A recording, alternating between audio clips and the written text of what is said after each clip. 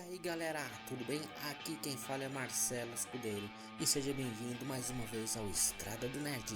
E hoje nós vamos falar de uma turma da DC Comics, os Jovens Titãs. Vamos então ao nosso vídeo. Os Jovens Titãs, eles estrearam nos anos 60, na revista The Brave and the Bold 54, em julho de 1964. E tínhamos o Dick Grayson Robin, o Wally West como Kid Flash e o Garth como o Aqualad. Esses personagens eram sidekicks de outros personagens como Batman, Flash e o Aquaman. Na história, eles são convidados pelos adultos de uma cidadezinha para ensinar boas maneiras aos jovens. Seria uma simples palestra, mas quando os três já estão na cidade, eles são atacados pelo vilão o Sr. Ciclone. Após a derrota do inimigo, os três perceberam que aquela união de forças foi muito boa, então dão o primeiro passo para a formação de um time. Um ano depois, na revista The Brave and the Bold 60, os Novos Titãs são apresentados oficialmente como um time. E a revista já inclui a primeira personagem criada exclusivamente para o time, a Donna Troy. Em 1966, o time ganha sua própria HQ, a Teen Titans. E depois, em 1968, um novo membro é inserido, o Roy Harper, o Ricardito, fechando então a lista de membros fundadores. Ele foi considerado fundador pela importância que desempenhou no período que esteve presente no grupo. Em 1970, a equipe recebeu mais reforços. Só que dessa vez, uma mistura de personagens que já eram publicados com personagens criados exclusivamente para a equipe. Um milionário chamado Lauren Jupiter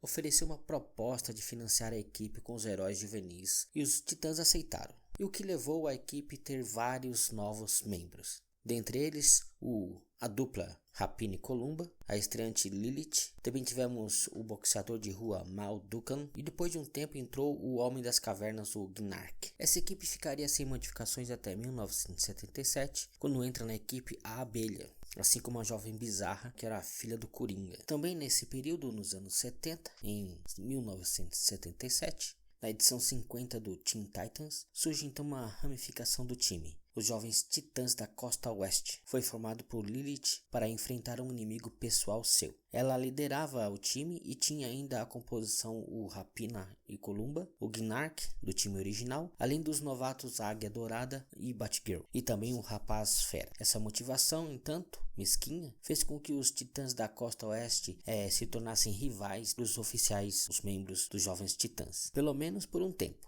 Depois o problema foi resolvido, Lilith abandonou o time e Rapina liderou a equipe. Só como ele era um péssimo líder, o time se desfez. E na mesma época, o time original dos Jovens Titãs também se desfez. Mas nos anos 80, os Jovens Titãs retornam. Isso aconteceu porque uma jovem chamada Ravenna apareceu com um pedido de ajuda, já que seu pai, um demônio de outra dimensão chamado Trigon, estava a perseguindo e ameaçando toda a Terra.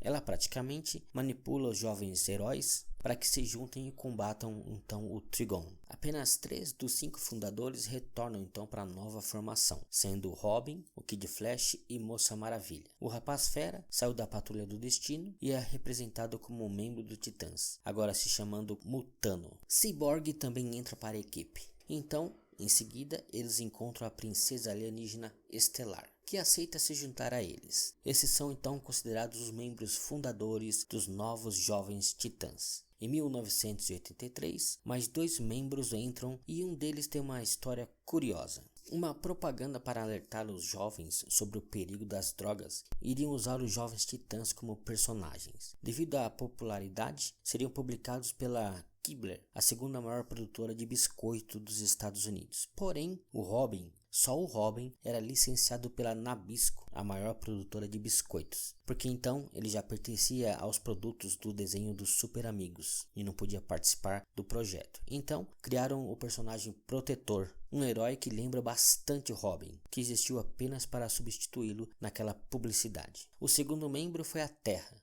e já veremos sua importância nisso tudo. Também nos anos 80 é que temos a primeira aparição da Torre Titã, Ela foi construída por Silas Stone como um presente para o filho, o Cyborg, em uma forma de compensar a culpa que sentia por transformá-lo em uma máquina e metade humano. A Torre Titã é um elemento muito presente nas histórias, pois é o quartel-general do grupo onde acontece parte das interações dos personagens. Os anos 80 trouxeram mais maturidade aos quadrinhos e isso afetou também os Titãs. Foi aí que eles pararam de enfrentar inimigos mais bobinhos para finalmente encararem grandes ameaças, como o próprio demônio Trigon. Ao lado de Trigon, um dos maiores inimigos dos Titãs, o Exterminador.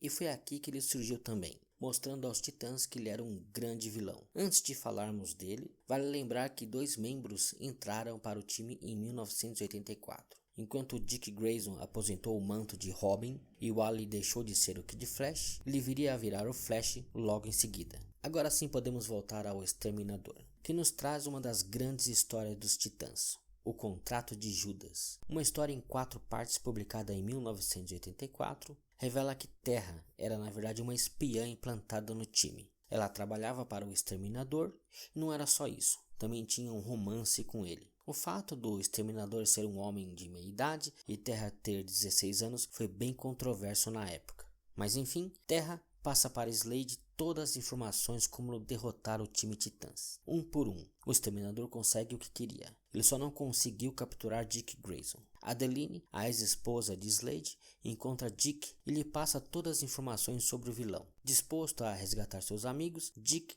sai da aposentadoria, mas se sente velho demais para usar o uniforme de Robin. Então surge uma nova identidade, o Asa Noturna. O filho de Adeline com Slade, Joseph, também está disposto a ajudar. Ele é nomeado um titã e seria chamado de Jericó. Asa Noturna e Jericó conseguem encontrar os titãs e derrotar Slade, que ficou abalado por ter que enfrentar o próprio filho. Mas, no meio disso, Terra ficou fora de controle e acaba desabando todo o local em que estavam, e ela morre no processo.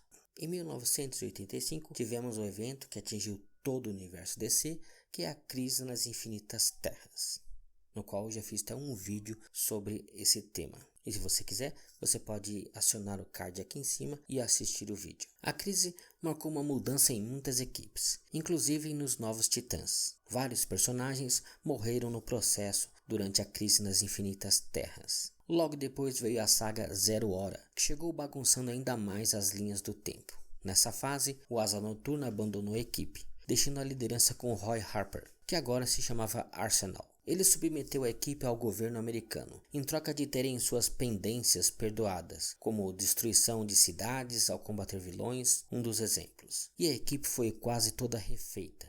Então, os Jovens Titãs tinha o Arsenal, o Roy Harper, o Impulso, o Bart Allen, o Lanterna Verde Kyle Rayner, a Supergirl, que é a Matrix, a Terra, Detonador, Devastadora, filha do Exterminador, o Minion e Miragem. Esta Terra era uma impostora, disfarçada. Mas essa informação não durou muito, já que o governo cortou o financiamento da equipe e ela se desfez completamente. Já em 1999, houve o retorno da equipe, agora chamado apenas Titãs, pois estavam velhos demais para se chamar Jovens Titãs. Os membros mais antigos vieram com seus novos codinomes. O Dick Grayson como Asa Noturna, o Wally West como Flash, e o Garth como Tempest, e Donna Troy como Troia. E outros personagens também retornaram, como Estelar, Mutano e Cyborg. Além de termos novos membros estreantes no time, como a Argenta, ou Argenta, a Jessie Quick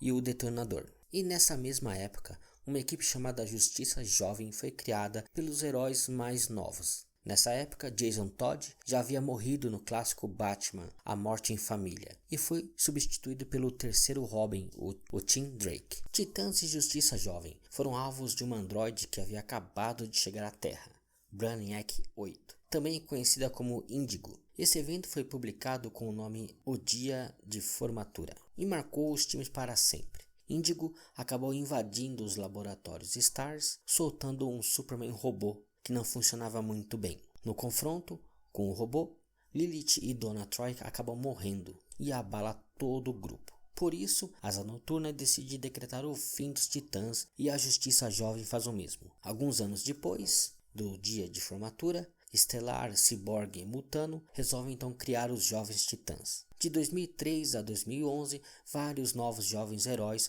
foram recrutados para o time, criando a maior formação que ela já teve. Ela junta até mesmo membros que foram da Justiça Jovem. Para quem já assistiu outros vídeos aqui do canal, eu já comentei várias vezes sobre os Novos 52. A DC realizou esse reboot em suas histórias e tudo que existiu antes disso deveria ser esquecido. Os Jovens Titãs, é claro, foram refeitos e tiveram uma nova formação, agora liderados pelo Tim Drake, com o nome de Robin Vermelho, e sem qualquer um dos membros clássicos. Isso até 2013, quando em Teen Titan, Ravenna e Mutano entram para a equipe de novo.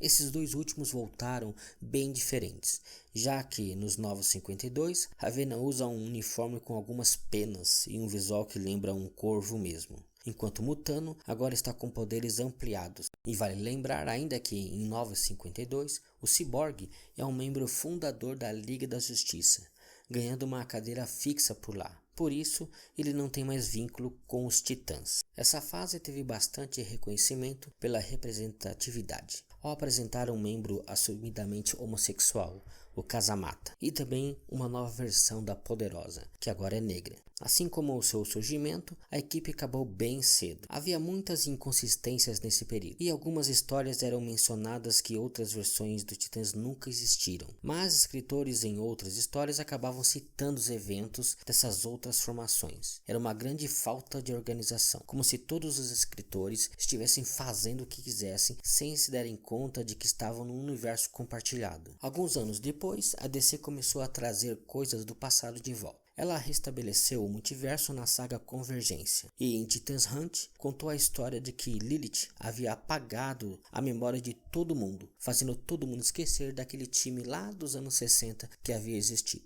Quando isso é desfeito, toda essa história que lemos até aqui volta a fazer parte da cronologia oficial. DC Rebirth, ou Renascimento.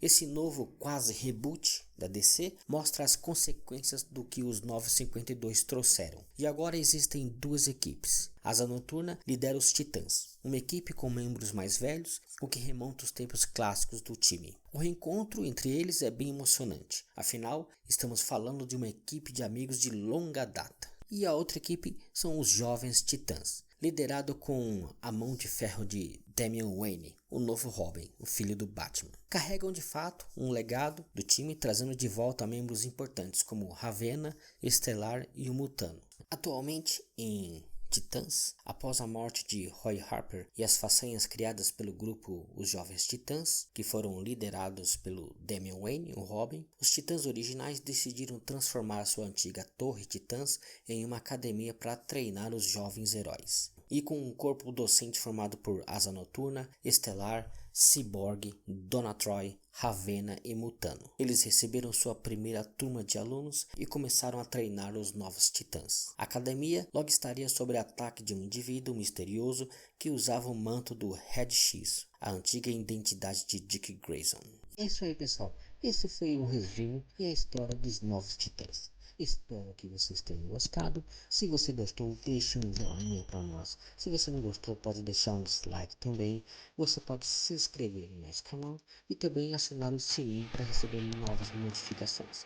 Vocês podem deixar nos comentários também algumas sugestões, dúvidas. Se vocês acham também que eu falei alguma coisa que não tem nada a ver com os Titãs, ou que faltou na história, apesar de ser um resumo, não é a história completa dos Titãs, fiquem à vontade.